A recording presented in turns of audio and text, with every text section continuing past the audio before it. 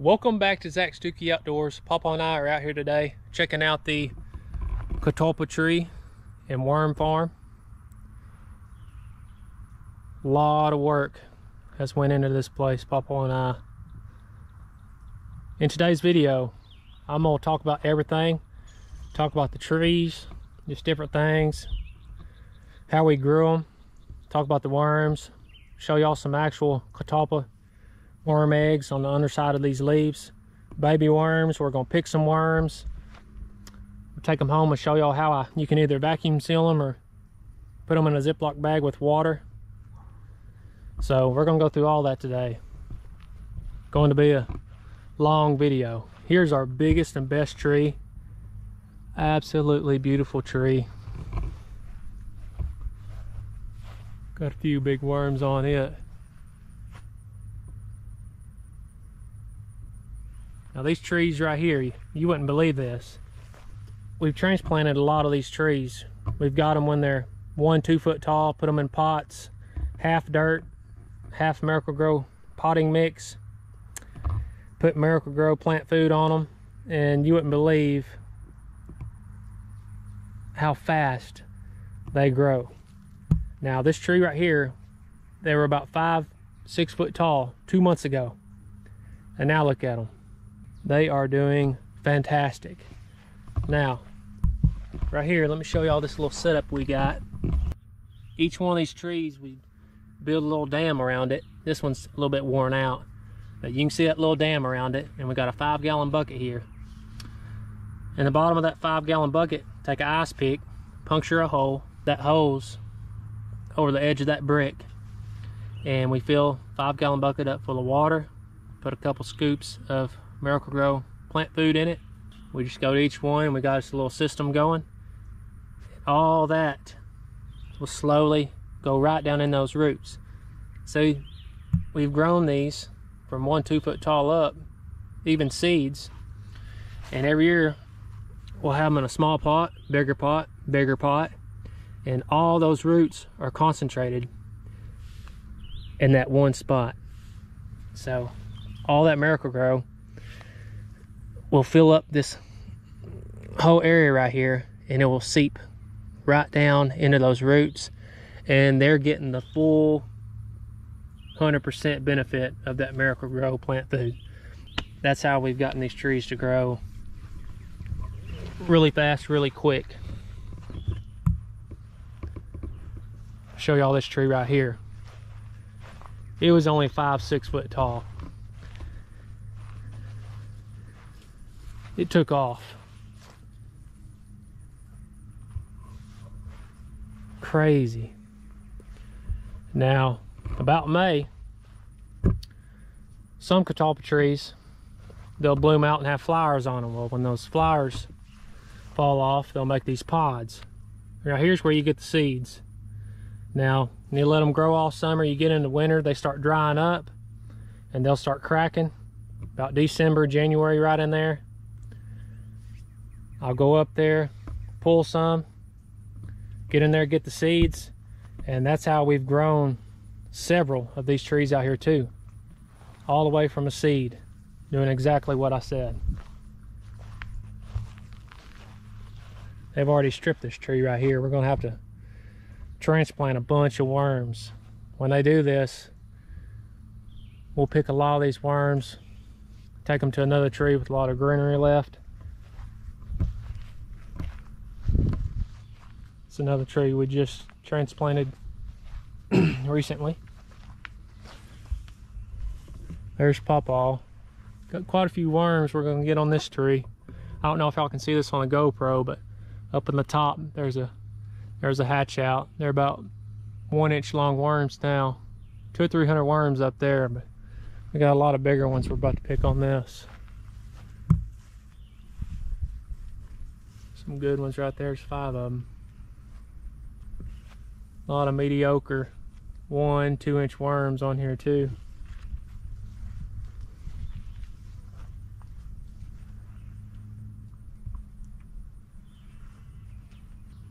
Yeah, and those taller limbs up there, a lot of times with the big ones, if they're ready to go, either today or the next day, you tap the limb, the big ones will fall straight off.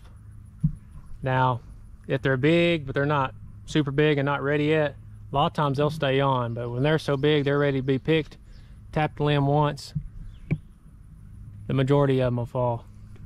Yeah, go ahead. I see them right up there. Let's see if they'll come off.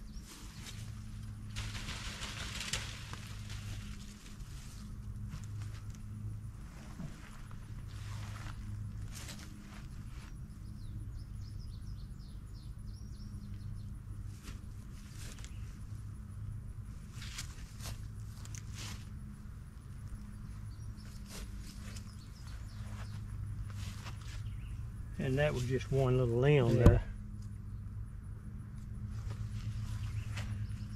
Yep, I do recommend, if you're going to do this, picking a lot of worms, dealing with Catalpa worms, don't wear your good clothes, because they will stain it and definitely ruin your clothes. So wear an old t-shirt, old pants, you know, that's what you need to do.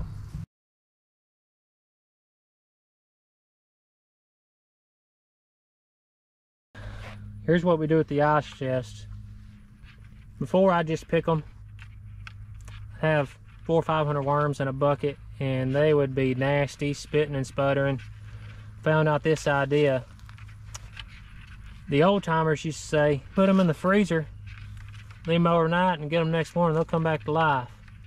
Well, what they meant by the freezer was the refrigerator. You cool these things down, and they would look like they're dead. They'll get super still. All that spitting and sputtering they do won't happen.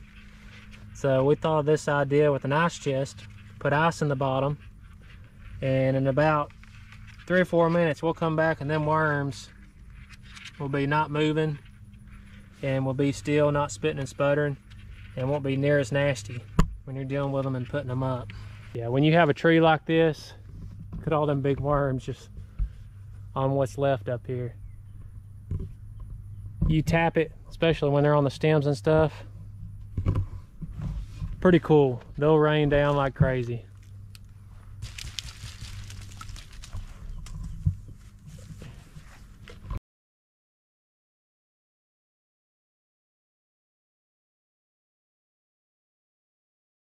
Next week or 10 days.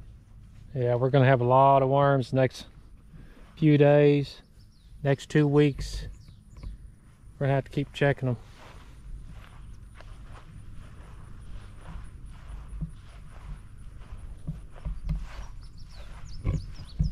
Man, there's a lot of small worms up there.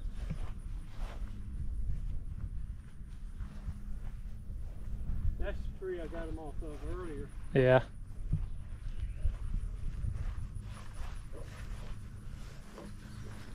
I wish I could get lucky and find that Catalpa moth to show them. Yeah. Every once in a while I'll find one. From what I read, they're really active, more active at night. Late in the evenings when I've been out here looking around, I've stumbled upon quite a few of them. Now, here's what I wanted to show y'all. If you've got like a 50-foot tree and you're looking way up there, if you can't see up close, baby Catalpa worms, they start out the size of like little maggots. You know, they slowly get bigger. But you see how these leaves are, I don't know what to call it, just kind of like skeletonized, just real fine. You can see the babies where they've just literally, if you see that way up there, there's baby Catalpa worms on the tree. Like there's one, these are all the same, mostly the same size. That's been a little while ago, but here's how big they are now.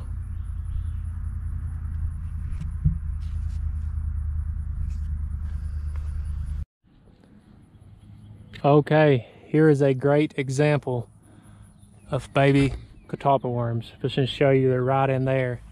But see right in there where they've, if you see that right there, see how fresh that looks? There's definitely little worms on your Catalpa tree. And here they are. Can't believe how big this hatch out is. If that one leaf fell, it'd be bad. Look at that.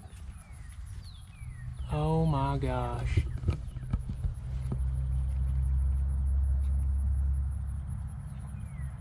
About 400. About 400 or 500 worms on there. There's a few more trees that we just transplanted.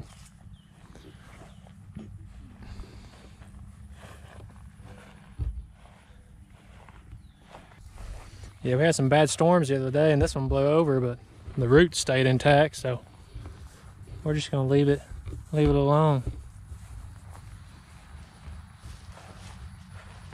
Now, is that fresh or? No, well, it was. That's the one I was telling you they had south. Yeah, there should be little worms on that one. I couldn't find the worms. I'm sure they're on there. It's just where the tree's laying down too. Hard to look. Yeah, a lot of these old trees, don't know why they die back so much. But just because they die back, we've had some that look absolutely terrible and thought, well, you know, they're not gonna make anything.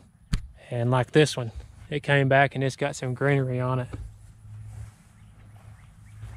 It's kind of cool how these Catalpa worms line up sometimes like that on a leaf, especially that size. I've seen as many as 50 all lined up together when they're about that size. That's a prime example of what I was talking about a while ago. That one died back, looked terrible. You can see the limbs that shot up from the bottom. Now look at it. You can just barely see them. Quite a few. Yeah, about 10 days from now, we'll have more worms than we know what to do with. Yeah, between all the here and up there and 2 other places I have permission to get worms at, we're finally gonna get stocked back up. I'm actually getting low on my Catalpa worms for the first time in a long time.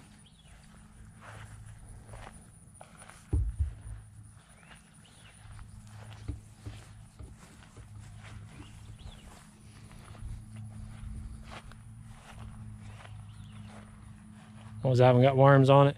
Don't think it has, but I'm gonna transfer some. We have a lot of beautiful Catalpa trees. Look at this one.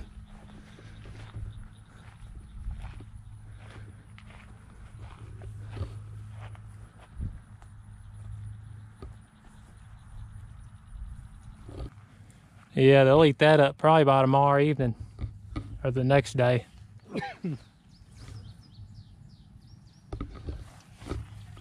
Too many on there. Yeah.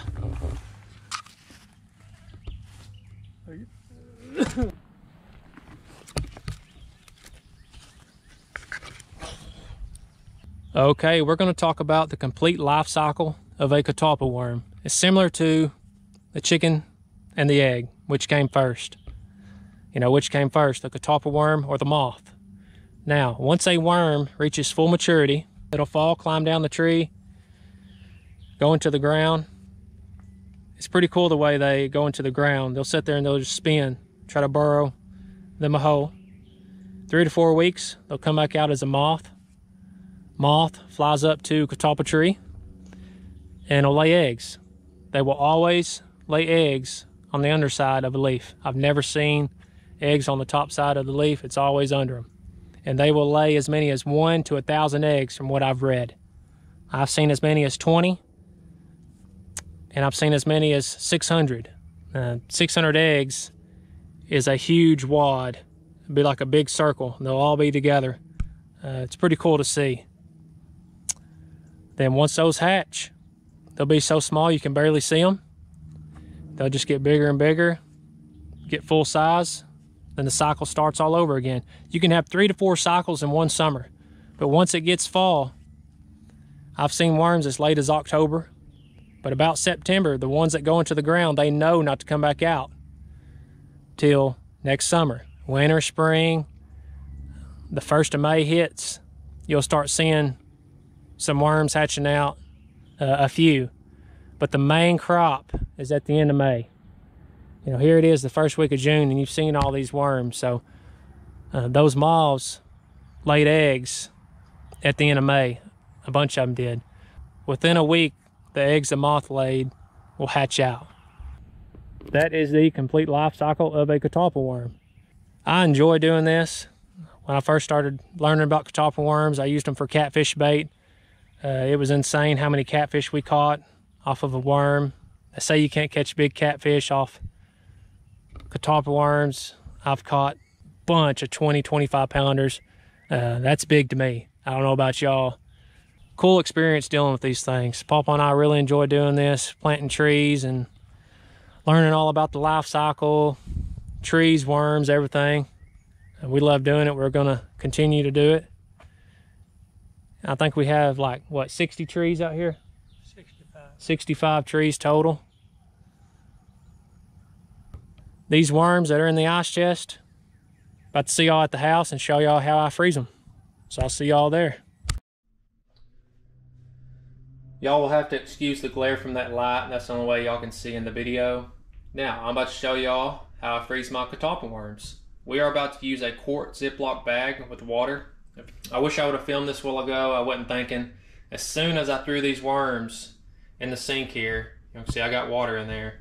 They started spitting and sputtering, and y'all can see the poop they spit out. You have to drown them first.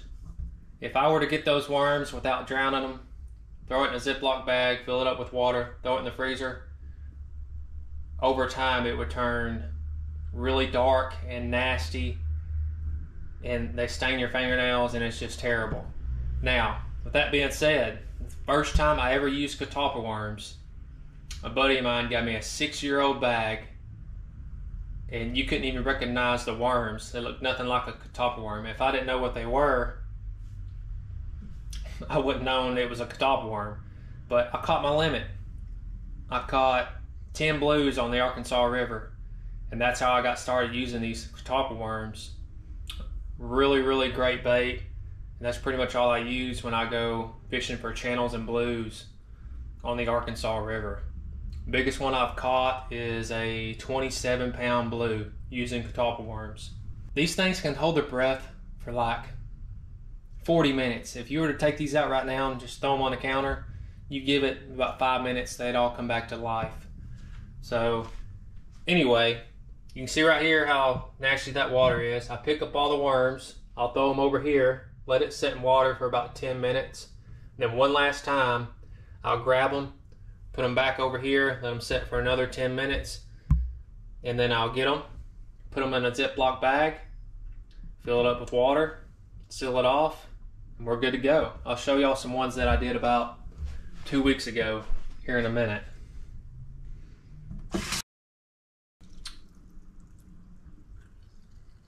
Okay, those have been in there a while. Put them back over here one last time. Now probably the second round over here is good enough. I just do the third time to make sure they're really clean and there ain't no excess trash. So when I put them up in the bag, they're strictly worms, no trash, nothing to kind of turn the bag a different color over time.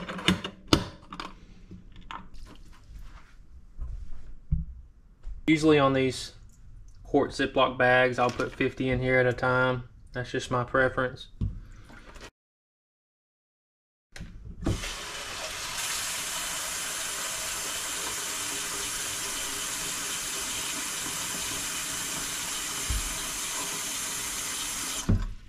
Fill it up pretty full, close to the top, and then just like anything, push down, seal it tight.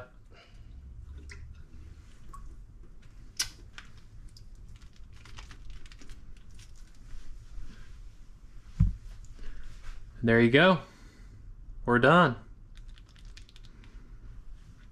Let me grab a bag real quick out of the freezer and I'll show y'all. Okay, here's a bag I did about a month ago. Actually running out of freezer room. As you can see, the bag laid in there a little awkward.